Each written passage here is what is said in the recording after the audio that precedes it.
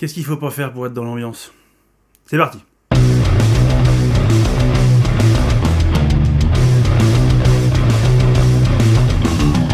Salut, c'est Ben de Retour d'Expérience, et comme le ridicule ne tue pas, je vais arborer ce magnifique bonnet de Noël pour cette dernière vidéo de l'année, car oui, après, je prends des vacances. Alors aujourd'hui, on va parler des 5 idées reçues du filmmaking, parce que sur YouTube, on nous rabat les oreilles avec certaines règles qu'il ne faut jamais franchir. Pour autant, certaines d'entre elles ne sont pas si importantes, on en fait toute une affaire, et aujourd'hui on va essayer de décortiquer pourquoi ces 5 notions sont surtout des idées reçues. First one, le shutter speed et le flou de mouvement. Il existe une règle universelle en vidéo qui nous explique que le shutter speed, donc la vitesse d'obturation, doit toujours être le double de votre fréquence d'image. Autrement dit, si vous tournez à 25 images secondes, votre shutter speed doit être à 50. Vous me suivez ? Vous allez me dire, mais pourquoi cette règle ?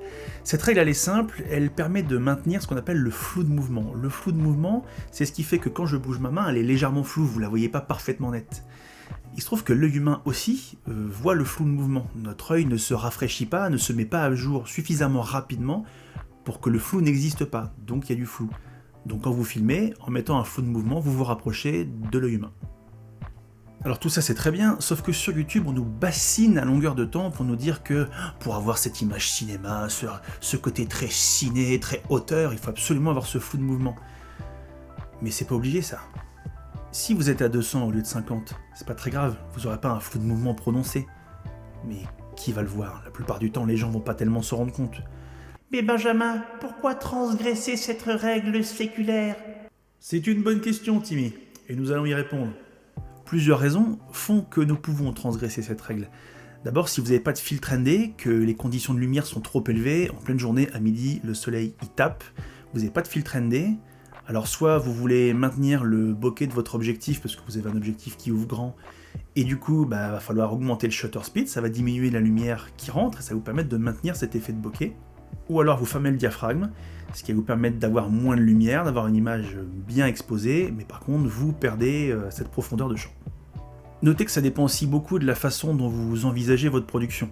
Moi par exemple je fais pas mal de ralentis, et quand on fait du slow motion, le fait d'avoir un shutter assez élevé permet justement d'avoir un rafraîchissement de l'image plus élevé, et quand on fait du ralenti, si on veut des images nettes, précises, il faut que le shutter speed soit suffisamment élevé.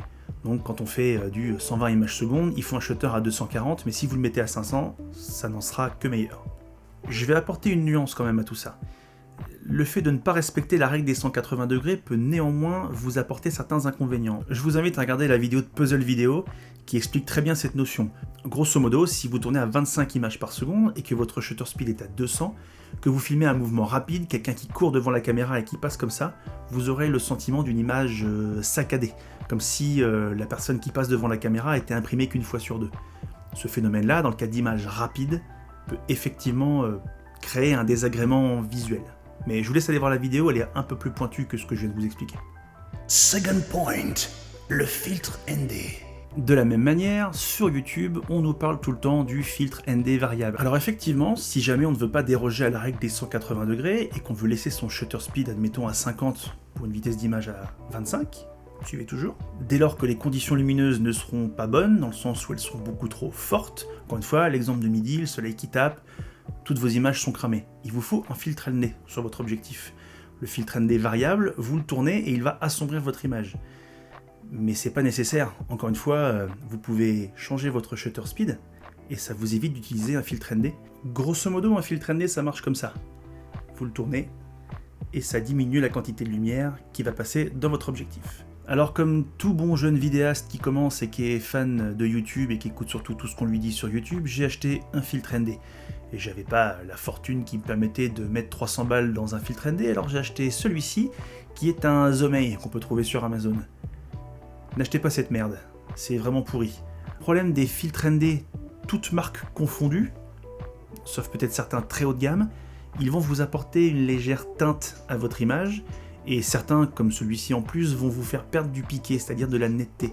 Pour avoir un excellent filtre ND, il faut y mettre 250-300 €, et même comme ça, malgré tout, vous rajoutez une couche de verre supplémentaire sur votre objectif, qui va forcément légèrement teinter ou changer le piqué de votre objectif. Tout ça pour dire que vous n'avez pas forcément besoin d'un filtre ND. Third, le ralenti.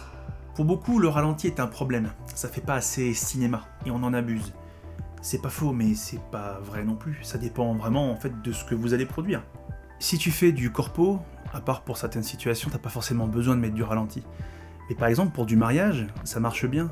Te prive pas du ralenti si ça te plaît d'en faire, et surtout, parce que c'est ça le plus important, si ça plaît à tes clients.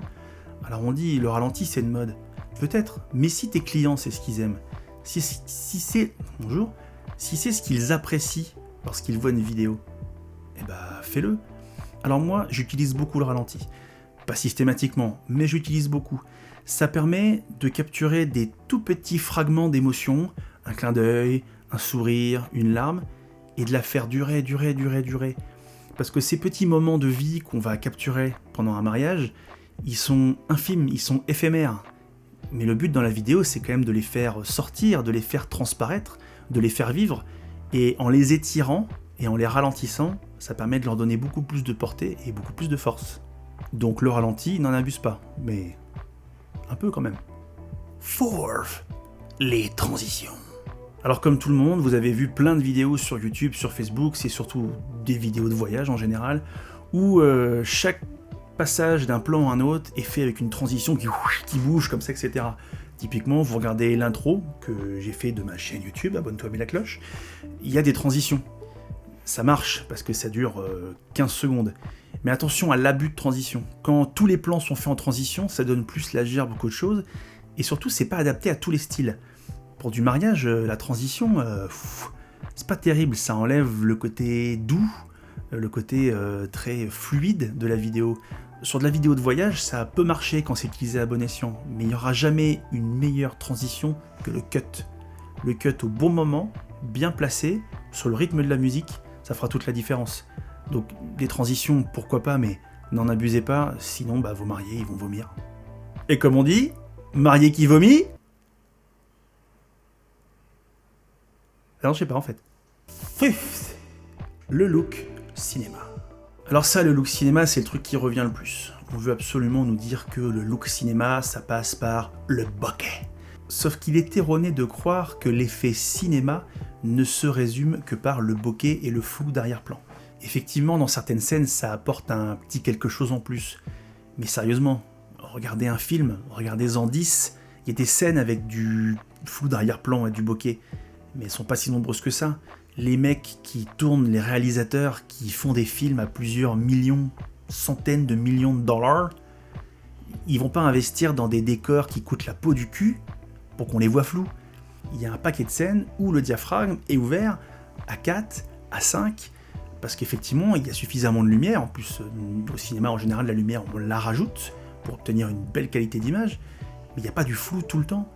Donc ne vous emmerdez pas à écouter en permanence les fabricants qui vous disent qu'il faut absolument avoir un objectif qui ouvre à 1.2 ou à 1.4. C'est effectivement bien plus pratique. Moi j'en ai pourquoi? J'en ai pas pour le côté bokeh, j'en ai parce que dès qu'on veut filmer en basse luminosité, il faut pouvoir récupérer la lumière d'une manière ou d'une autre. Et avec un objectif un peu haut de gamme qui ouvre beaucoup, on récupère de la lumière. Mais il n'est pas tout le temps ouvert comme ça. Quand j'ai la possibilité de la monter à 2.8, de le monter à 4, parce que le décor derrière est magnifique, je le fais. Donc l'effet cinéma, c'est pas que le bokeh. Voilà qui conclut cette vidéo. Et cette saison 2020, ça a été l'année de le lancement de la chaîne et ça a été l'année la plus pourrie de ces 10 dernières années, je crois. Merci le Covid. En tout cas, j'espère que vous avez apprécié. On se retrouve en 2021 pour une nouvelle année, une nouvelle saison, des nouvelles vidéos. Prenez soin de vous, profitez de Noël, profitez de vos proches. Et puis, bonne année. Salut.